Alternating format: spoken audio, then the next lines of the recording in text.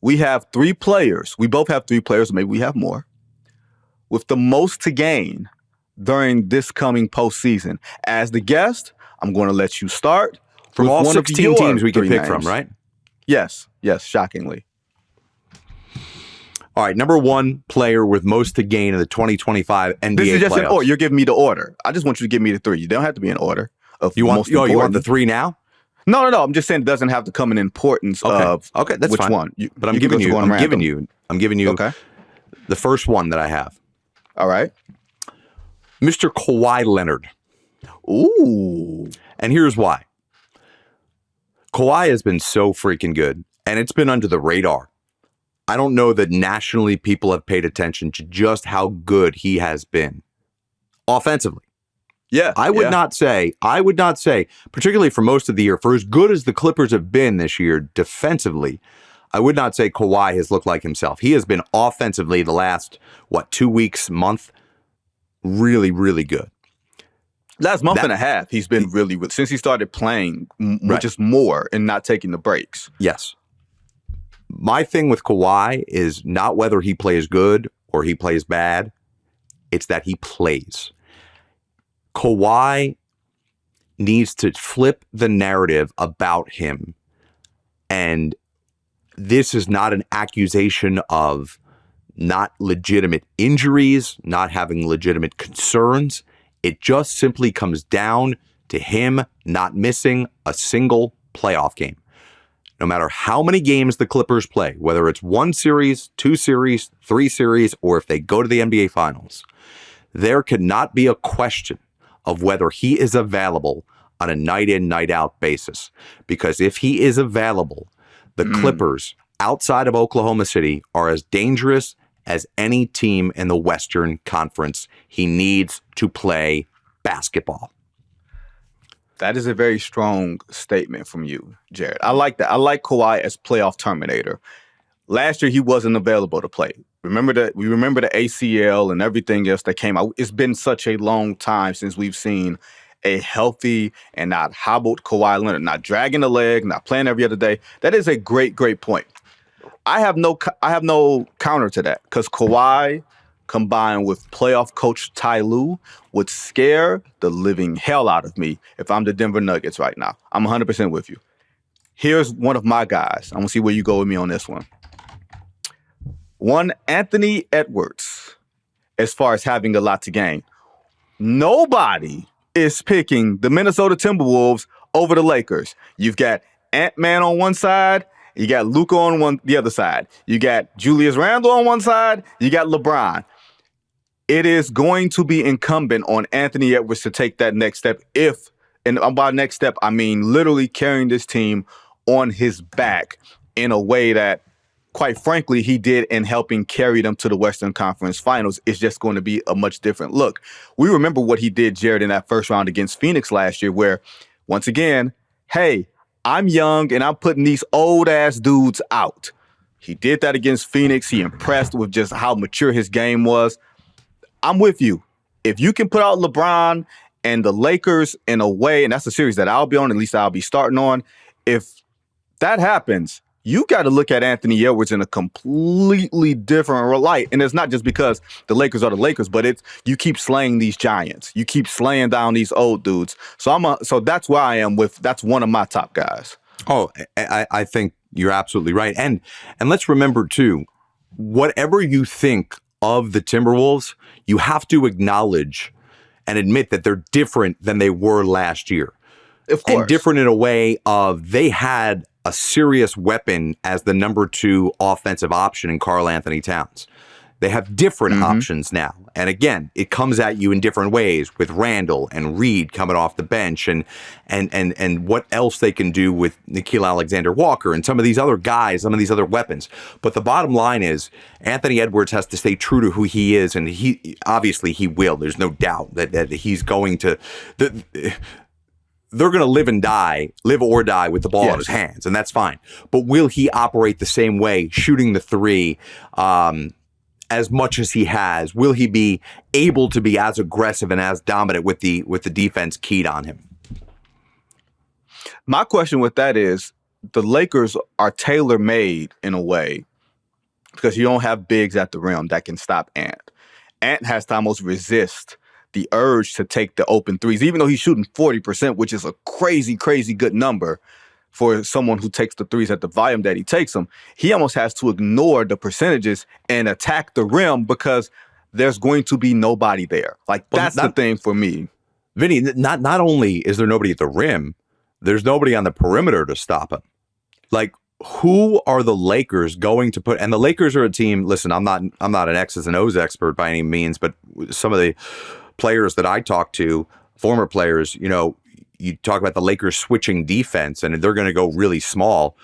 Chris Finch is on a hunting mission every time the Timberwolves have the ball. It's going to be go after Luka Doncic, go after Austin Reeves, and who are they going to put on Anthony Edwards? And does it really matter if they're going to switch all the time and Chris Finch and Edwards are going to hunt those mismatches? And to your point, there's no resistance on the perimeter. There's certainly no resistance at the rim. You got to be able to have the space, and that's where Rudy Gobert, that's where Julius Randle, that's where this decision-making comes in hand. And it's not necessarily about trusting Ant as much as it is, do you trust the rest of the guys to recognize what's in front of them and say, okay, let's make sure that I don't bring my guy over in Ant's way. Like, that's where this game is going to be really fascinating from a coaching and a decision-making standpoint. Let's go to your number 2. Well, I'll be a professional podcaster here and give you a perfect segue. Okay. I'll stay right on topic. You have Anthony Edwards. I've got Rudy Gobert. Ooh. And it starts in game 1 of series 1. Rudy Gobert has really had a good second half of the season. He's done it defensively. In fact, he played so well down the stretch that he forced my hand to put him on one of my all-defensive teams. I thought he was that good. And Minnesota was so freaking bad defensively the first quarter of the season. For them to end up where they ended up, I believe as a top 10 defense, is remarkable because of just how bad they were early on. And a lot of that had to do with Rudy Gobert. And there were some games where he offensively, they got him involved and they got his confidence going. And maybe that's what kind of fed his fire defensively. But this series is not made for Rudy Gobert. This is going to be J.J. Redick testing Chris Finch every single game. Are you sure you want to leave him out there? Are you sure you want to play him? We're going to go small. Like, I think we're going to see a lot of LeBron at the 5. We're going to see Dorian Smith, Finney Smith at the 5. We're going to see Rui Hachimura at the 5. Yep. Can Rudy Gobert stay on the court and keep his value high enough in this series where the Lakers are in such desperation mode that maybe they do have to play Jackson Hayes more than they want, or maybe they do throw Alex Len into the mix just because Rudy Gobert is making such an impact and JJ Redick can't force him off the court. I would love to see that. I did a story a couple of years ago, last year in fact, before on a TNT game about, maybe it was 2 years ago I did this story, I guess, but about how when Tim Connolly made this deal for Rudy Gobert to pair him next to Cat, there was an agreement made between Tim Connolly, the president of the team, and Chris Finch, the head coach, that they would stay true to who they are. While the whole league zagged, we're going to zig. Is it zig? Zig and zag? Yeah, I guess that would be it. While the whole league is zigging, we're going to zag. We're going to zag. Yeah, thanks. That's why you're the wordsmith. And the point of that was, when times get tough, don't abandon who we are to acquiesce somebody else's lineup of going small. If they're going to go small, that doesn't mean we have to go small. We can stay true to who we are, stay big. And while the organization ultimately went away from the double big lineup of Cat and Gobert, they still have Gobert. They still gave up so much to get him. And whether this is a long-term thing that works, I don't know. But this is the year. This is who they are. This is what they have. I want to see, if Minnesota loses, I want to see them going down, obviously, as you talked about, with Ant-Man, ball in his hand offensively. Defensively, I want to see him on the court deterring Luka and LeBron from getting to the rim. The problem with that statement, I don't think you're wrong. The problem with that statement, Game 2, Western Conference Finals, Rudy was doing the cartoon when Luka had him on the perimeter for that game winner. And you talk about JJ Redick cutting switches, baby, it's going to be a switch-a-thon. It's going to be Rudy being out there against LeBron, against Austin Reeves, against Luka Doncic, and that may force his hand. That is a great pull because he can change the complexion of that series. My second guy, or one of my guys, Donovan Mitchell. Oh, from that was going to be my next guy. Cavaliers. Well, let's talk about Donovan Mitchell. Like, give me your outlook on Donovan because he made my MVP ballot. He was number 5 on my MVP ballot. Me too. And thus I put him on my first team above Anthony Edwards, even though I think Ant is a better player. I just wanted to be consistent in one ballot to the next. But tell me your outlook on Donovan. Yeah, and by the way, I can't wait to crucify anybody whose ballot looks different, 1 through 5 MVP and 1 through 5 on All NBA. Like, if you can't be consistent with that, I don't understand what you are thinking about when you cast your ballot. So yes, I'm with you. Donovan Mitchell was 5th on my MVP ballot, and he was on my first team All NBA. Donovan Mitchell earned MVP consideration, obviously on the periphery, very far back from Jokic and SGA, and then even to a certain extent Giannis, because he was in that mix, not because of his numbers. His numbers took a significant step back this year. That is not indicative of the season he had. His impact on winning was never greater than it was this year. He is the biggest reason they finished first in the East. And the reason they finished first in the East is because everyone else's play on the Cavaliers was elevated because of the sacrifice made by Donovan Mitchell. We have seen Donovan Mitchell, who I think is one of the nice guys in the league, tremendous human being. He's a great New York Mets fan too, which I appreciate. Everybody's got a flaw. We have seen him throughout his tenure in Utah adjust parts of his game at times. Never to this extent. But once the playoffs roll around, he tends to go back to who he is at its core. And that is a guy who can't win playoff series.